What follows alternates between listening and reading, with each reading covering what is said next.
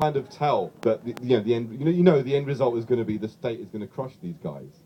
So then it opens up this question of, well, what do we do? And I think that's really what I think the film basically is about, bringing that to the fore and making us ask questions about the nature of state power and how can we construct alternative visions and actually implement them and make them viable, and what do we do when we're confronted by that clash between the state? That was how I saw it. So questions to the Simon and Maria. I mean, I think, let me ask Simon, as you kind of came across as unofficial leader of the group. A lot of people clearly looked to you, and you kind of gave a certain vision. And I think a lot of the ideas for how the eco-village should function, the ideas about linked to, say, permaculture, how to live in nature, you played a strong role in the film in talking about these things. How did it feel? I mean, do you think the film captured your experience in the village accurately? Yes, thank you, Nafis. And it did. It was, I think, a very good reflection of the sort of overall atmosphere of that kind of thing. In fact, Nafis and I were just joking. I was just saying it's a bit like a simulator, because you sort of, rather than a film, because you're actually feeling as though you are, or at least I did. Perhaps that's my emotional connection to it. But really, I wouldn't say I was a leader of sort, because that kind of suggests that there is someone that people sort of obey, if you like. But there were lots of different people in this project that were taking action, and really it's more about people's degree of input and the sort of action that they put in.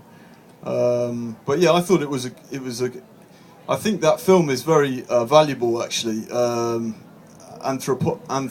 society speaking, because it gives people a chance to experience something that is quite limited.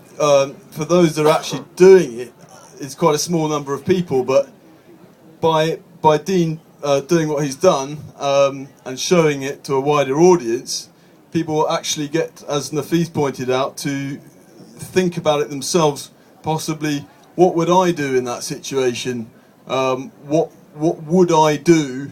What can we all do to try and address some of the challenging things that we face every day, like walking past homeless people on the streets, and this feeling of intense powerlessness that often people are feeling. And yes, thank you. Thanks. So Maria, I think the thing that obviously one of the things that struck me while watching was obviously your conflict with Brian Hall, which just brings again this issue of when activists can get themselves. I mean, this is not a stranger to anyone who knows about activism knows that there's always this kind of internal dynamics of infighting and all the rest of it. How do you feel? I mean, what did you learn from that experience of dealing with that, and how do you think people can move forward in overcoming that kind of really quite, in some ways, I mean, it was quite damaging divisions. I mean, what can we do to stop that kind of stuff from becoming so kind of insidious? That's, I wish I knew, to be honest. It was very sad. Obviously, I've known Brian for many, many years, and there was conflict before Democracy Village came. So for about since 2009, so for a year, and I'd been on my own at that point, so not many people witnessed it. But in a way, for me, it was kind of a relief to have Democracy Village witness it, because it was it's hard to sort of manage all that in your head, if you like, because we were friends. I never actually fell out, but obviously different people got involved. It's a similar situation to what happened at the Eco Village at Kew. So you start with a group of people, and at some point other people come, and then it tips the balance, and then the dynamics change. That you've got no control over. It's very, very difficult to, and as you don't want to be in a situation where you say to confront people, because predominantly at Parliament Square it was a peace campaign. So a peace campaign is supposed to be predominantly peaceful. That's what you're there to promote. So it's very difficult when you get a situation similar to Kew, where you get confrontational situations. You have to deal with them peacefully, but if you're dealing with people who aren't sort of peaceful, then it's very difficult to sort of manage that situation. It's got to be like on equal terms. You've got to have open dialogue and discuss it, but there was no discussion, sadly. I just want to say, my sort of, I was at Parliament Square, predominantly against the war. That was why I was there, and and obviously that was 2010, so 3 years ago. Since then, we've had the WikiLeaks, we've had Bradley Manning, we've had Julian Assange, and now Edward Snowden. So the point is, everything that we were standing for at the square at the time, we're now, all of us, every single person who is against the war, we're all vindicated, if you like, because we don't need to have evidence anymore. We don't need to gather evidence or prove that the war was wrong. It's out there, everything, right across the board, including Guantanamo, illegal rendition, torture, the whole spectrum, illegal, everything. So the point is, as peace campaigners now, we can move forward, but we can have the confidence because there's nothing more to prove now. It's finished. We have been vindicated. We have the moral stand on our side, and it's heading towards Iran, and we all know that, and we've got the situation in Syria building up. So as I see it now, the red line should be for the peace movement to determine, not sort of these wars of aggression that's happening with with America, the USA, etc. The point is, we've got to draw a red line. If they go into Syria, then we've got to start to mobilise for what was in the film, a lot of direct actions, peace, civil disobedience, and striking, going on strike for peace. So shutting down globally. I know it sounds off the scale, but it isn't. It is doable. We shut down globally all non-essential workers. We close factories, schools, everything. Because to be honest, we've got nothing more to lose, only to gain. Because if we go into Iran, then it's never going to end. Thanks, Maria. So, Dean, hello. You're the main man. Clearly, you went on a huge journey yourself. I mean, you talk about how you gave up your job, gave up your flat, you moved into a village. So you went on this complete unexpected roller coaster journey, and then you ended up making a film about the whole experience. Yeah. What did you? How do you feel this experience affected you and changed you? And even the process of making. What's interesting about the film, I felt as well, from a filmmaking perspective, is that it was very organic. It wasn't like you went outside as a so-called observer and made a film about something out there. You were part of what you were filming in many ways, but actually that gave it an authenticity. So how do you feel that this changed you, and what were your objectives in kind of like, what did you hope to get out of when you finally made the film? What were you hoping to achieve with that?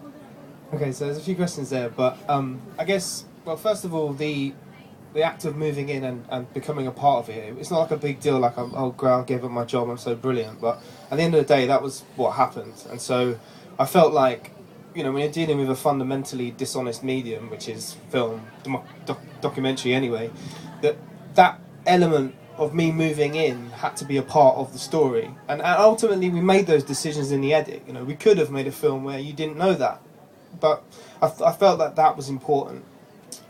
Secondly, if there was one major thing that I took away from it, I could talk about it for hours, but in a succinct way, it was this kind of separation between ecological movements, green activism, things like that. A sort of separation from more social social issues, and how those two things completely came up against one another, and we had to deal with people that had maybe were on the edges of society or were homeless or had alcohol problems, and actually how the village kind of morphed from early days, idealism, sustainability, building benders, skipping, all that stuff which is essential and amazing, and how then actually, as things went on, we had to then start to learn almost how to become like social workers, or how to actually create a community. We'd all lived in the city. I was brought up in a city, and all of a sudden I was in a community, and I felt this kind of amazing magnetic feeling there, like, oh wow, this is what a community's meant to be like, and I'd never had that, not really. And you know, and I think those merging of those two things are one of the biggest things I took away. And I think it's, I mean, I hope that it comes across in that you get, you know, the film.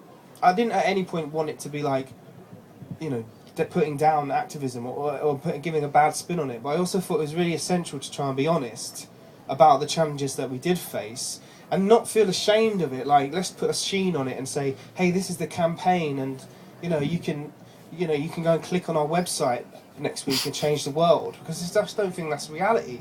And you know, I admire those kind of documentaries, but for me, that revelation or that stark realization of that idealism and reality clashing up against one another was what I found so fascinating as a filmmaker. And I guess what I'm trying to achieve with it's like to start that dialogue, have that discussion, to see that, you know, ultimately in the heart of the film is a handful of really dedicated, amazing, beautiful people kind of trying to stop it all going a bit Lord of the Flies, you know, and trying to keep it on the rails, and you know, and it was funny and it was surreal and it was crazy, like the whole experience. You know, we were laughing our asses off sometimes, just looking at each other like, what the fuck is going on, you know, like, you know, and for me it's like one of my favourite scenes where it just becomes so layered and postmodern and strange is when, like, you know, Andy's there going, yeah, I'm being accused of being MI5, and Shredder's like, yeah, it's the maddest thing I've ever heard. This is Shayla, you know. And then he's like, oh yeah, oh, well, I can still get on with David. I don't think he's Jesus, you know. It's like, what the bloody hell is going on in that scene, man? All these kind of mad layers, you know. And it was like that at times. There was an element of hyper-reality to the whole experience because it was completely new. And so, yeah, I guess when you've got things at Occupy, and I know people had similar challenges down at Occupy, and you know, stuff kicking off in Turkey and all these popular movements, I think the reality is that probably this kind of stuff is going on, and this is because we've all been brought up in a certain type of way of living, and all of a sudden we're trying to do this completely different thing, and it's like, it's going to be painful and it's going to be a process, and we're going to learn and work out how we do it. And I don't have the answers. I don't think anybody does. I think we just basically have to learn and grasp the nettle. And we might get stung, but it'll be alright, you know, that kind of thing. Cool. So, over to you guys if you've got any questions. Over there. Do you need the mic? Yeah, you need the mic. I'll repeat the question. No. I'll do the mic. Okay, so Simon touched on there being